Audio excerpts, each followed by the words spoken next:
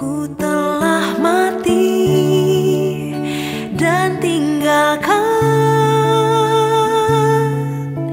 cara hidupku yang lama.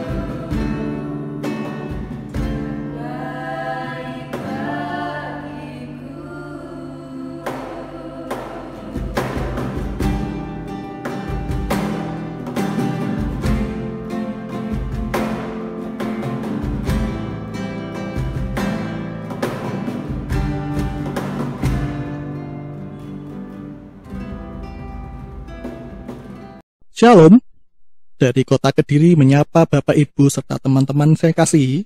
Saya percaya dimanapun kita berada, kita pasti dalam lindungan, dalam penyertaan Tuhan kita, Tuhan Yesus Kristus. Nah, hari ini kita akan belajar benaran firman Tuhan yang diambil dari kitab Obadja, tetapi sebelumnya mari kita berdoa. Kami mengucap syukur Tuhan untuk hari ini. Kami mohon pimpinan, kami mohon bimbingan Tuhan, untuk kami bisa sama-sama belajar benaran firman-Mu.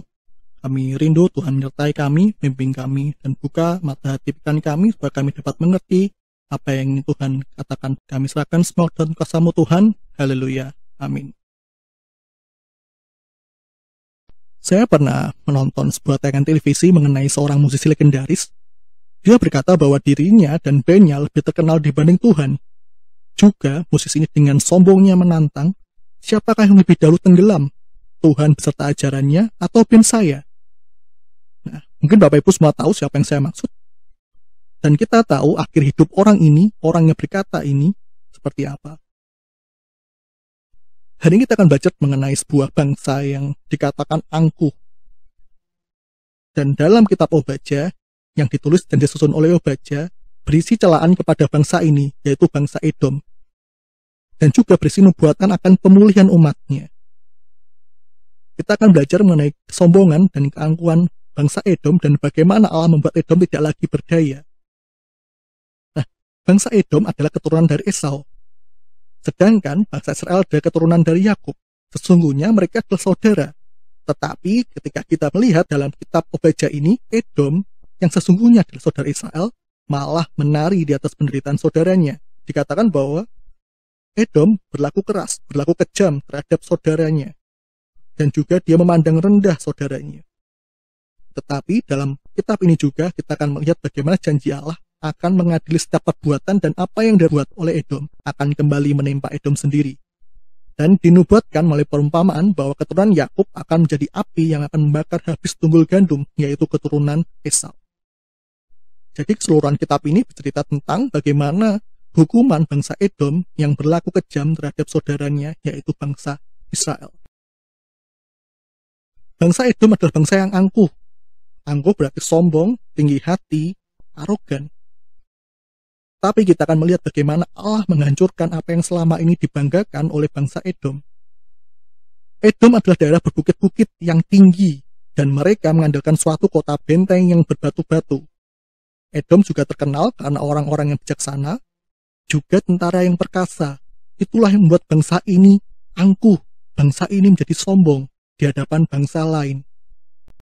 Kita bisa belajar bagaimana keangkuhan itu dalam Mazmur 54 ayat yang kelima dan Mazmur 86 ayat yang ke-14 dikatakan bahwa angkuh atau sombong berarti tidak mempedulikan Allah. Jika kita melihat bagaimana perjalanan kedua bangsa ini, kita akan kembali di masa ketika bangsa Israel keluar dari Mesir, ketika mereka akan melalui Edom. Nah, seorang utusan diutus untuk menemui bangsa Edom untuk meminta izin melewati daerah Edom. Tetapi bangsa Edom menolak permintaan itu dan tidak memperbolehkan bangsa Israel melalui daerah mereka. Padahal utusan bangsa Israel menyatakan bahwa mereka adalah saudara. Bangsa Israel tidak akan mengambil apapun dari daerah mereka dan memberi kesaksian bahwa Allah yang menuntun mereka keluar dari tanah Mesir. Tetapi apa yang terjadi? Bangsa Edom tidak memperbolehkan dan bahkan mengancam untuk berperang. Bangsa Edom tidak peduli atas pernyataan bahwa Allah lah yang membawa bangsa Israel keluar dari Mesir. Sesungguhnya keangkuhan dan kesombongan adalah keyakinan yang berlebihan mengenai kemampuan diri sendiri. Merasa dalam posisi yang tinggi seakan tidak ada yang mampu menandinginya. Kesombongan dan keangkuhan juga berarti sikap tidak membutuhkan Allah. Tidak mempedulikan Allah karena merasa sudah mampu. Merasa apa yang ia punyai adalah hasil kerja keras, hasil perbuatan diri sendiri tanpa merasa sedikit pun adanya pertolongan dari Allah dan bahkan memandang rendah Allah. Edom merasa sombong oleh karena mempunyai tempat yang aman, mempunyai orang-orang bijaksana, pejuang-pejuang yang hebat, dan juga bersekutu dengan bangsa yang kuat. Edom merasa di atas angin dan tanpa takut bahwa akan ada bangsa lain yang akan menaklukkannya, bahkan merasa Allah saja tidak akan mampu menghancurkannya. Jika kita tarik dalam hidup kita sekarang, terkadang kita juga bersikap sama, yaitu sikap tidak membutuhkan Tuhan, tidak memedulikan Tuhan, dan itu adalah ciri dari kesombongan. Dan tanpa kita sadari kita melakukannya. Keangkuhan seringkali terjadi dalam hal yang bisa atau biasa kita lakukan. Kita merasa mampu dan tidak memerlukan campur tangan Tuhan. Bahkan hal ini sering terjadi di dalam pelayanan di gereja. Contoh, aku kan sudah biasa mengajar, mengapa aku harus berdoa? Aku kan sudah biasa WL nih, sudah biasa main musik, sudah biasa singer, suaraku bagus, kenapa aku harus berdoa? Hati-hati, itu adalah ciri dari kesombongan. Apa yang dilakukan oleh Allah kepada Edom? Kita tahu bahwa Allah akan menurunkan, menjatuhkan Edom, membinasakan Edom, dan Edom akan dikhianati dan taklukkan oleh sekutunya. Orang-orang yang bijaksana akan dilenyapkan dan para ksatria lenyap terbunuh. Lantas, apakah yang bisa dibanggakan? Sesungguhnya tidak ada. Maka seperti tema renungan mahasiswa minggu ini mengenai seruan untuk bertobat, kita harus berhenti sejenak, bertanya kepada Tuhan, dalam hal apa kita sombong dan angkuh? Karena seringkali kita tidak sadar bahwa kita angkuh. Bertobatlah dari keangkuhan, berbalik dan menuju kepada kerendahan hati dan berkata bahwa apapun yang kita punya itu adalah berkat campur tangan Allah dalam hidup kita. Dan kita harus mencari Tuhan dan selalu meminta pertolongan Tuhan dalam apapun yang kita lakukan, baik itu yang bisa dan yang biasa kita lakukan. Dan ketika ada berkat dari hasil yang Tuhan berikan, jangan lupa mengucap syukur kepada Tuhan. Semoga renungan ini membuat kita sadar dari keangkuhan kita dan bagaimana kita harus berbalik dari keangkuhan dan mulai merendah di hadapan Tuhan. Mari kita berdoa. Kami ucap syukur untuk pelajaran pada hari ini. Kami rindu Tuhan akan mengubahkan kami, menyadarkan kami dari sikap keangkuhan hidup kami. Dan ketika kami melakukannya Tuhan, kami mohon ampun. Saat ini kami merendah di hadapan-Mu dan kami menyerahkan segenap hidup kami. Apa yang bisa, apa yang biasa kami lakukan, kami akan mulai lakukannya atas pimpinan Tuhan. Kami mohon ampun atas sikap kami yang terkadang angkuh, terkadang sombong. Kiranya Tuhan jadikan kami orang yang mau merendah di hadapan-Mu. Kami serahkan semua dan Tuhan. Amin.